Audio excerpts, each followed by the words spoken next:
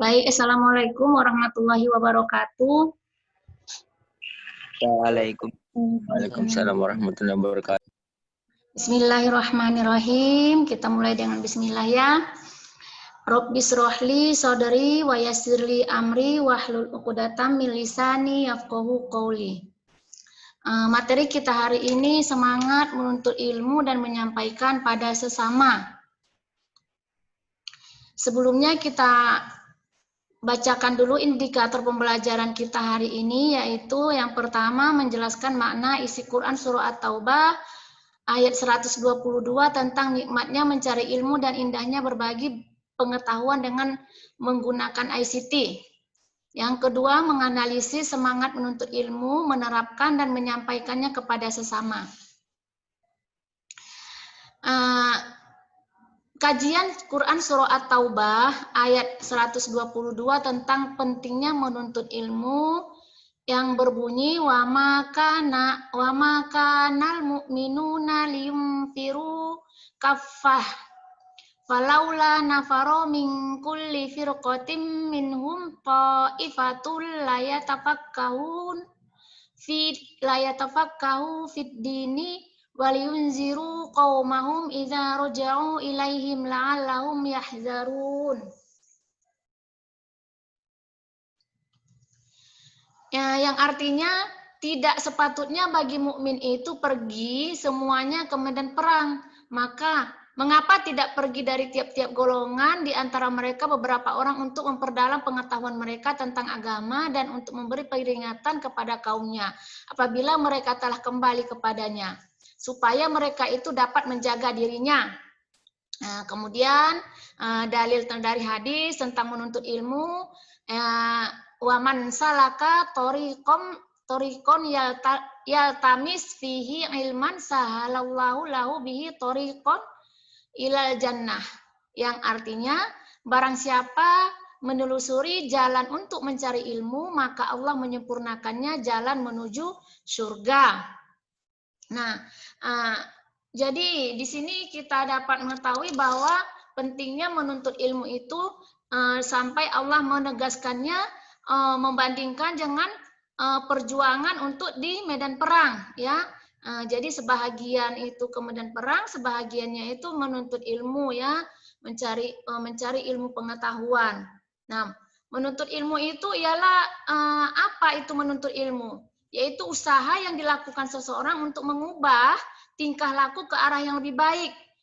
Jadi mengubah tingkah laku kepada arah yang lebih baik, ya. Karena pada dasarnya ilmu itu menunjukkan jalan menuju kebenaran dan meninggalkan kebohongan.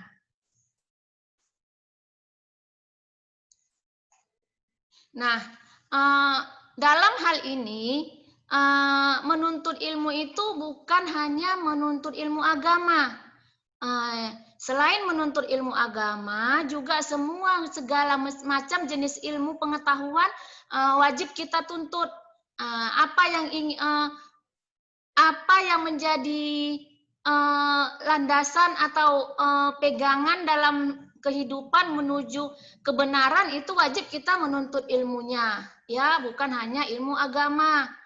Ilmu kita untuk mencari nafkah, ilmu untuk kita bergaul, ilmu untuk kita berperilaku, ilmu untuk kita mencari rezeki, ilmu untuk kita berkarir, itu wajib kita perdalam ilmunya, ya, bukan hanya ilmu agama, tetapi ilmu agama itu adalah sangat penting sebagai dasar kita dalam menuntut ilmu-ilmu yang lainnya.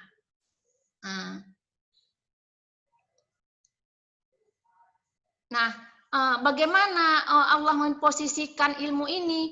Nah, Allah memposisikan ilmu ini, ilmu adalah warisan para nabi-nabi, ya. Ilmu itu warisan para nabi. Kemudian ilmu itu juga sangat tinggi derajatnya, ya kan?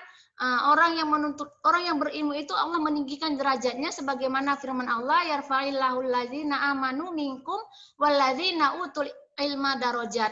Allah meninggikan pangkat derajat orang yang beriman dan orang-orang yang menuntut ilmu. Di situ kita melihat bahwa sangat tinggi derajat orang-orang yang menuntut ilmu ya.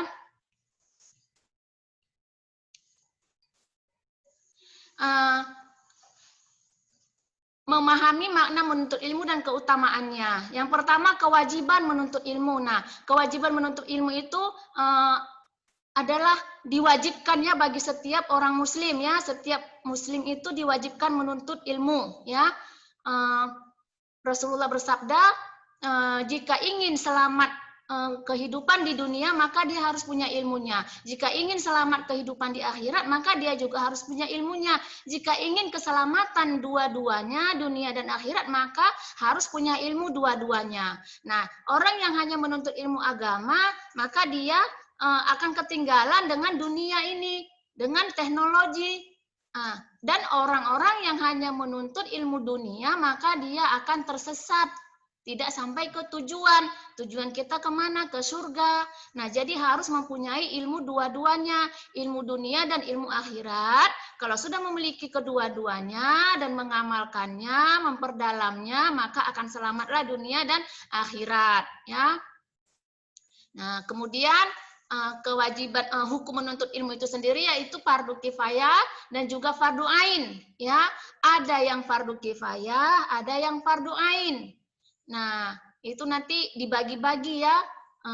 Ada yang kita satu orang aja, beberapa orang aja yang bisa paham, sudah terlepaslah kewajiban yang lain. Sedangkan fardu ain itu memang harus setiap kita memilikinya ya, tidak boleh tidak.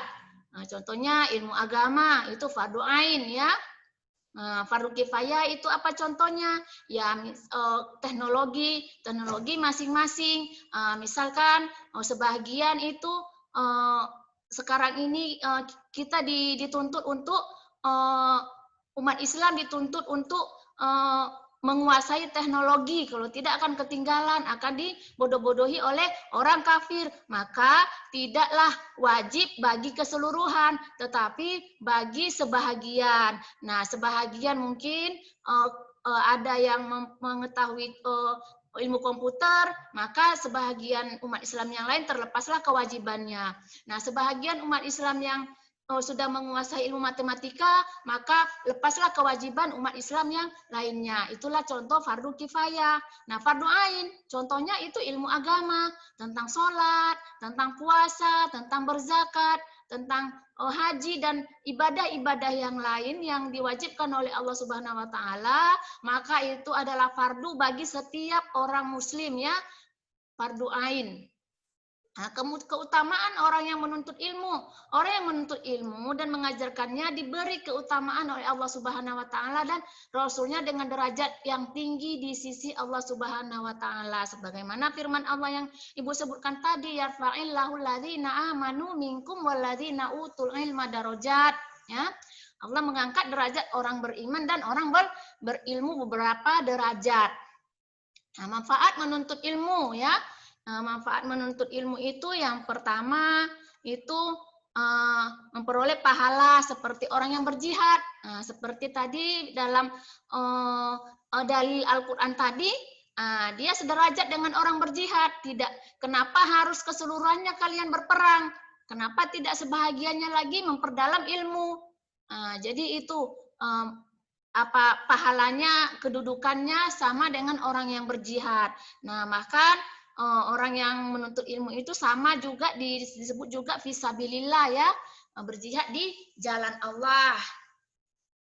Kemudian manfaatnya lebih baik daripada sholat 100 rakaat. Nah, jadi menuntut ilmu itu sama kita melakukan sholat sebanyak 100 rakaat.